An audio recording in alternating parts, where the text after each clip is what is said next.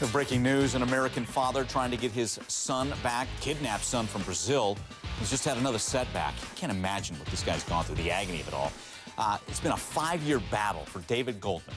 His wife took off to Brazil with their son, Sean, back in 2004. She remarries, dies during birth of her second child. Then the stepfather takes over. So Sean has not returned to his biological father at this point. Well, yesterday, a court in Brazil ruled Goldman, the biological father, has the right to take 9-year-old Sean back home to the U.S. But a short time ago, Brazil's Supreme Court delayed that reunion. Again, the heartbreak. Joining us to talk about this, our clinical psychologist, Michelle Golland, also with MomLogic.com. And Michelle, let's just delve into what this father has gone through, David Goldman. And I'm sure he knew with cautious optimism as this fight has been waging for years. But how devastating could that be for a man? Oh, I mean, he has to be so devastated. He's been fighting for 5 years. The trauma, sustained trauma that he's been going through has, I'm sure, just been overwhelming. That's a sustained trauma that really puts it in perspective. His close friend is joining us now by phone, Mark DeAngelis, and we've had Mark on the program. Mark, welcome back. First off, have you talked to David since the ruling and what's gone on since?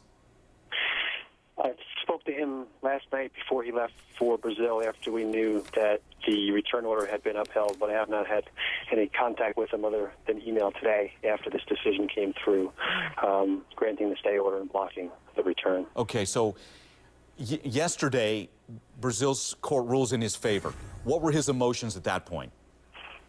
You know, he's been down this path so many times that he doesn't allow his emotions to swing too much in either direction.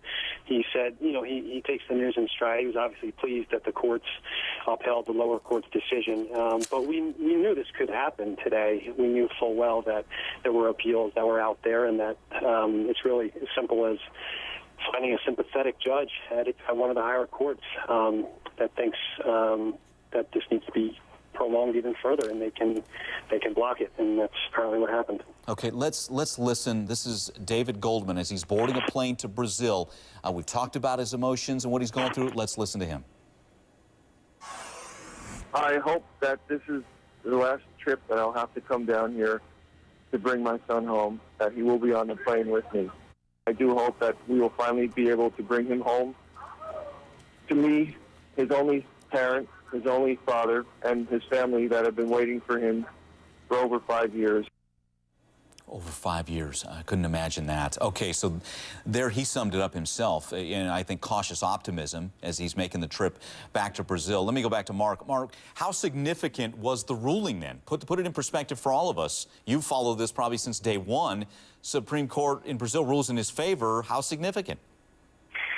You know, Mike, I have to tell you something. You get these courts down there that rule in your favor, and you want to celebrate, yet when the decisions aren't followed through with the return and with law enforcement, whatever it's going to take to get him home, there's nothing more than hollow victories. That's all it is. I mean, this is beyond cruel how this father and son are being treated. I mean, think about the fact that has gone down to Brazil 2 times in the last 6 months and told your son will be in your hands 48 hours from now, flies halfway around the world, gets kicked in the stomach and sent home empty-handed again. It's never ending down there, and Brazil has been in violation of this treaty now.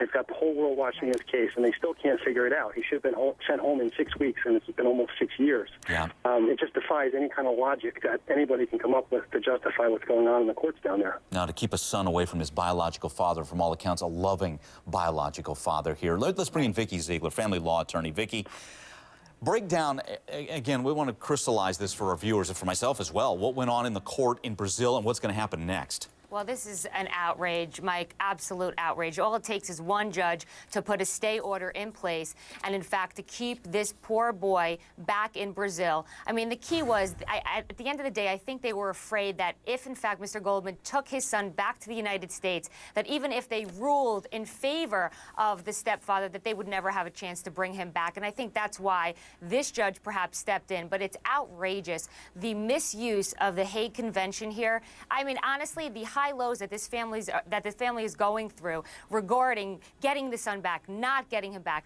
I mean, it's terrible. There are approximately 50 to 70 children now still in Brazil, in addition to Sean Goldman, that need to come back to the United States to their parents. So this is outrageous. I am so upset for this family, covering this story, being on your show.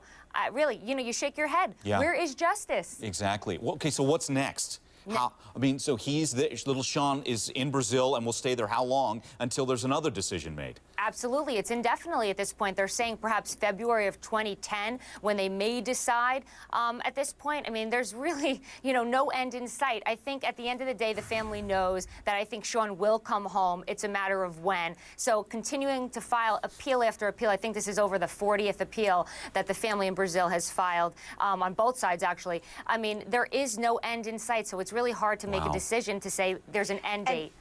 Wow. Let me get a call in. Joanne's with us in South Carolina. Hi, Joanne. Your comment or question? Well, actually, I thought my mom had a great idea, and that's we should call for an international boycott of the upcoming Olympics or petition the Olympic Committee to remove the Olympics from Rio de Janeiro if they do not rectify the situation. Vikki, let me ask you about that. International law. Joanne, thanks for the call, and you bring up a good point. Can international pressure from the U.S., the government, help out in this case? I think so. I think any type of pressure. We've seen Hillary Clinton making statements.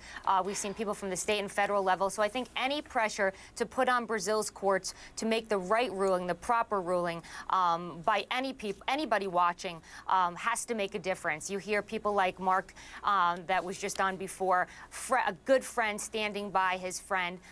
So absolutely, I think people need to email their local congressman, getting to the government in any capacity whatsoever. And listen, if people feel the need to boycott certain items that are made in Brazil or something to that effect, that's their prerogative. But something has to be done here. We can't allow them to not enforce the law. And that's the end. At the end of the day, this is really what's happening. Right, and keeping a father and son apart for an indefinite period of time. It's already been long enough. Okay, we're going to continue on this topic, find out when was the last time David even saw his son, that they had contact, what's going on with the little guy, how's he processing this, and we'll take your call. It's 1-877-TEL-HLN.